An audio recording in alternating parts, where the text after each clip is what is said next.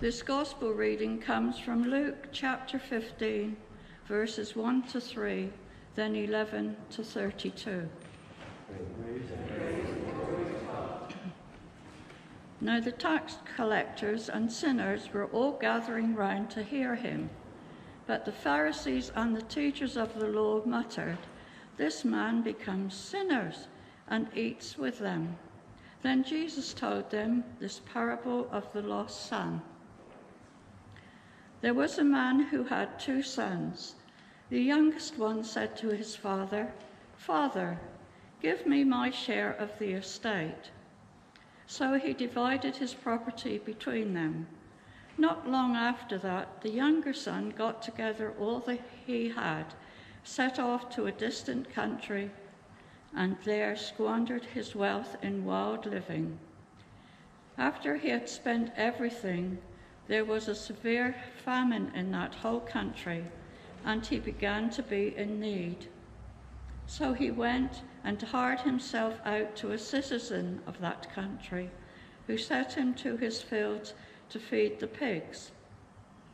He longed to fill his stomach with the pods that the pigs were eating, but no one gave him anything. When he came to his senses, he said, "How many of my father's hired men have food to spare? And here I am, starving to death.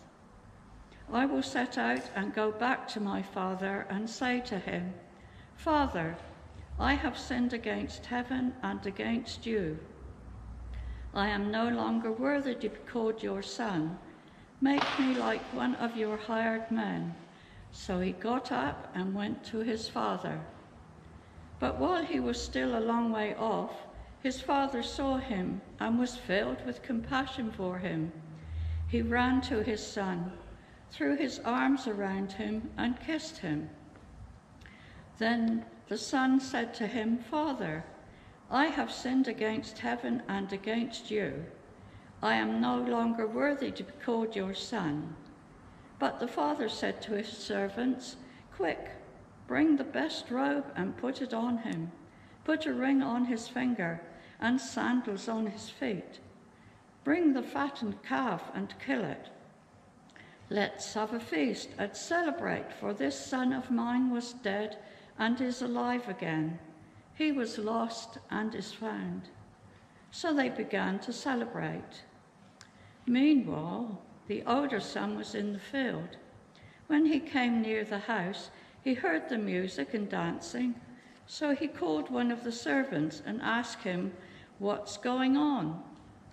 'Your brother has come,' he replied, 'and your father has killed the fattened calf, because he has him back safe and sound.' The older brother became angry and refused to go in. So his father went out and pleaded with him, but he answered his father, 'Look, all these years I've been slaving for you and never disobeyed your orders. Yet you never gave me even a young goat so I could celebrate with my friends. But when this son of yours who has squandered your property with prostitutes comes home, you kill the fattened calf for him.' 'My son,' the father said, 'you are always with me, and everything I have is yours. But we had to celebrate and be glad, because this brother of yours was dead and is alive again. He was lost and is found.'" This is the gospel of Christ.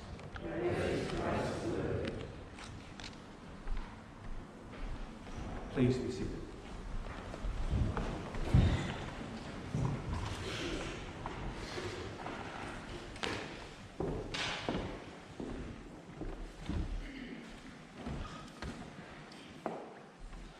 Last week I mentioned to us all that in spite of being ordained or for whatever reason preaching from this lectern, it's important for us to be able to pray, "God, help me to hear only that which you would want me to hear." So I invite you to just take a moment now and pray that prayer.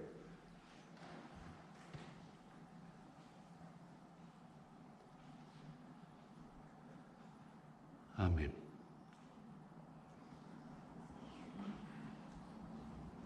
My Grace is now 8 years old.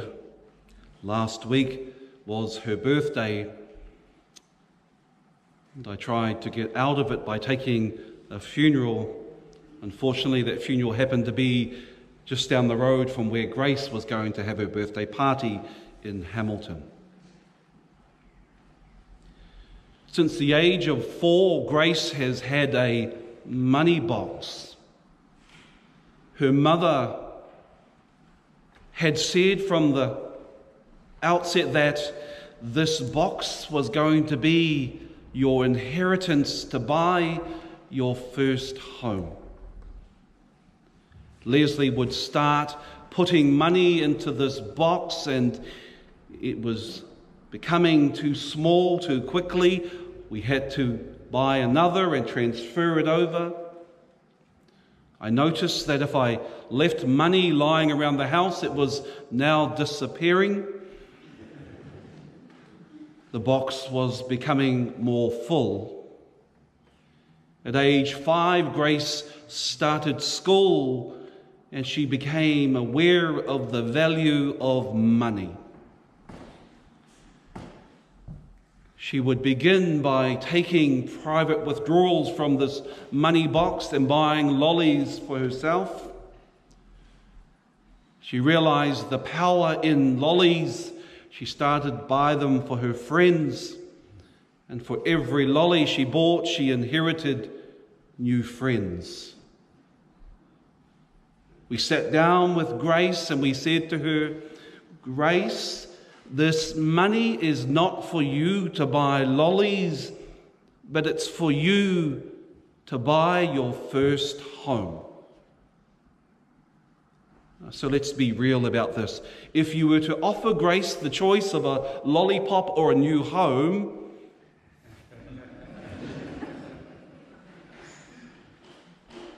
the more money we put into the box, it seemed the weight of it stayed the same. Grace kept breaking into this money box. She said, I'm just counting the money, and the amount dwindled each time. When she turned 8, she said to us, I am now 8 years old and I can make up my own mind. I don't want a house. I want money and lollies.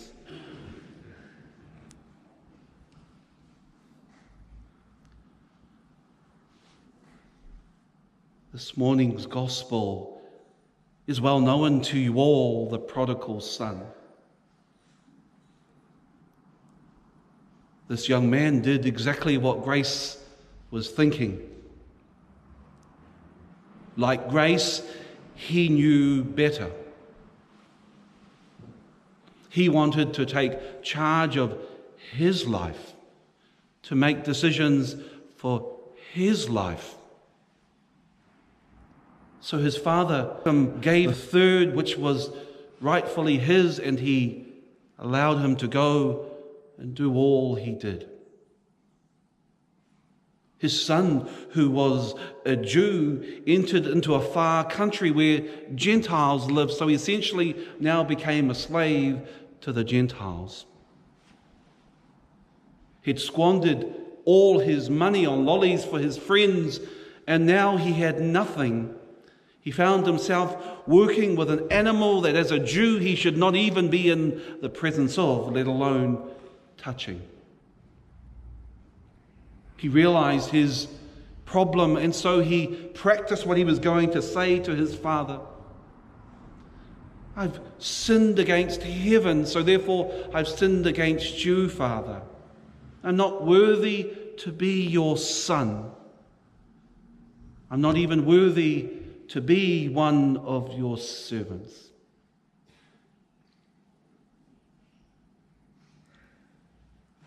If you were to ask Grace what a house meant to her, I did that yesterday. I said, Grace, if you had a house, what would that do for you? She said to me, I would be all lonely because no one would come and play with me. And so the son returns home and he's prepared what he's going to say to his dad. But the Greek says that his father came quickly towards him. Dad, I sinned against heaven, therefore I sinned against you. I'm not worthy to be your son or daughter. And before he could continue, his father says, go and get the best cloak. The cloak meant that now you're home, my son. And go put a ring on his finger. The ring signified wealth, and therefore the inheritance of his father was now upon him. He says, go and put sandals on his feet, because slaves and servants didn't wear feet. A reminder that you're now my son. We can never understand the value of the inheritance that is ours in God until we understand the value of the inheritance that is ours in God. And so we know better. And we do things our way because we know better. And the reason we do that is because we don't understand the inheritance that is ours in God. The cloak that he gives us, the ring that he gives us, the sandals that he gives us. We cannot understand the value of those until we learn to not look at the things that are before us, but the things that God has promised us. And so we have the older son who hears the celebrating going on. He said, what is going on here? Well, your brothers arrived home and we've picked the most healthiest and fattest calf and we've cooked it up and we're having a celebration. Well, wait a minute. I'm the older son, and while my younger brother went and squandered all his money, I stayed here and worked the farm. And so, Dad, why are you honoring him and not me? In life, as we battle through all that's before us, we can often come to that place before God and say, God, I did all this. But what about me? Why does she have that and not me? Why does he have that and not me? God, I've been faithful to you. And here's the kicker. Inheritance is not earned. Inheritance is not worked for. We don't give this money to Grace because she's a good child, because if it were based on that, we would never give it to her. We don't give it to her because she's our youngest and therefore we treat her differently. We give it because she's our child. God gives to you this inheritance, not because you're the youngest, not because you're entitled to it, not because of what you did on the farm or what you did in life. It's because you are his. Well, what use is all this stuff for me? Because I've got everything. I'm sorted. Paul reminded the people in Corinth, don't store up for yourselves treasures that rust and gather moth, or where thieves break in and steal. Grace can buy lollies for everyone she wants to today, and tomorrow they'll be someone else's friends. But God says, the inheritance I give you, it doesn't gather moth, it doesn't rust, and no one can take it away from you.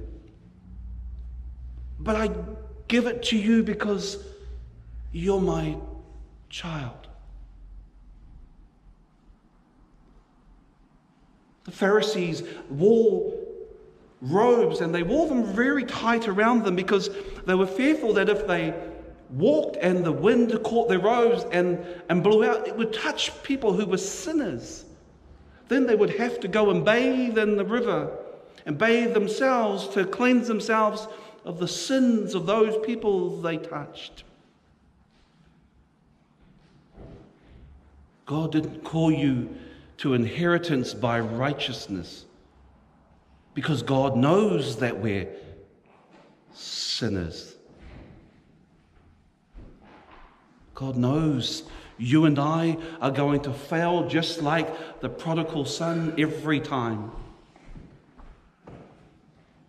But every time he's going to come quickly to you, and he's going to cut you off from any excuses you feel you need to make. And he's going to remind you of the inheritance that is yours.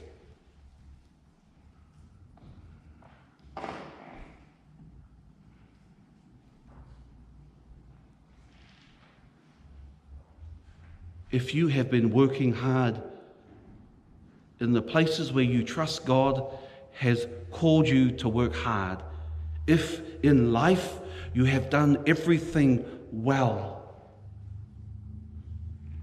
if you think what I often hear when people pass away, I think I've done enough to get to heaven,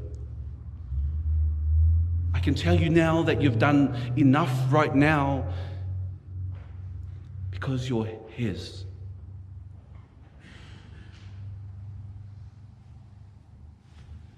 The inheritance that God gives us is hard to fathom. And today in this service, you're not going to begin to understand what it is. But my trust and my promise to you is that each week the Word of God is spoken from this lectern, that you will learn more and more about the inheritance that is yours in God. The inheritance is yours now, because we belong to God.